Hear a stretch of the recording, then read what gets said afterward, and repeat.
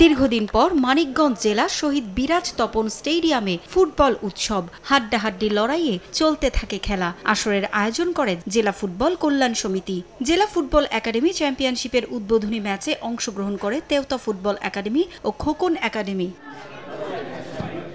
Football match দেখতে দুপুর থেকেই দর্শকদের ভিড় মানিকগঞ্জ জেলা স্টেডিয়াম মাঠে। শুরু থেকেই রোমাঞ্চ আর উন্মাদনা ছড়ান ফুটবলাররা, তবে গোল পায়নি কোনো দল। প্রতিযোগিতায় অংশগ্রহণের সুযোগ পেয়ে খুশি ফুটবলাররা। আয়োজনের ধারাবাহিকতা চান দর্শকরা। আমাদের অনেক ভালো লাগতেছে, এরকম মনে হয় না কোনো জেলায় হয়, আমাদের এখানেই ফার্স্ট। আমরা চেষ্টা করবো যে এখান থেকে আরো ভালো জায়গায় যাওয়ার জন্য।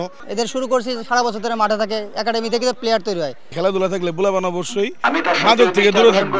একাডেমি সবাই অংশগ্রহণ করে খেলতেছি, এটা আমাদের অনেক গর্বের ব্যাপার।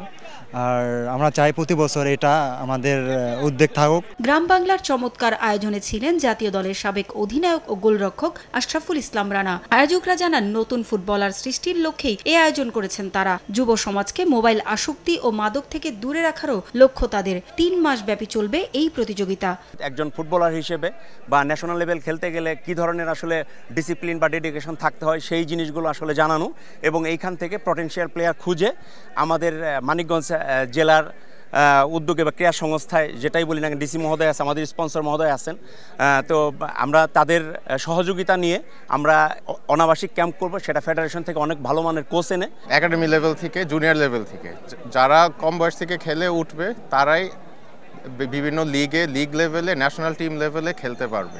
তো তাই আমার প্রথম থেকেই ফোকাস ছিল যে আমাদের ছেলেমেয়েদেরকে, মানিকগঞ্জের ছেলেমেয়েদেরকে সাপোর্ট দিয়ে খেলাটা প্রমোট করার।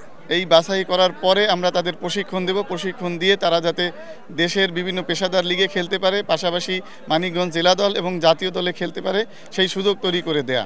এর মাধ্যমে মানিকগঞ্জ জেলাকে খেলাধুলায় পুনরুজ্জীবিত করা। ফুটবল একাডেমি চ্যাম্পিয়নশিপে মোট 17টি দল অংশগ্রহণ করছে। গ্রুপ পর্যায়ের খেলা শেষে হবে নকআউট পর্ব।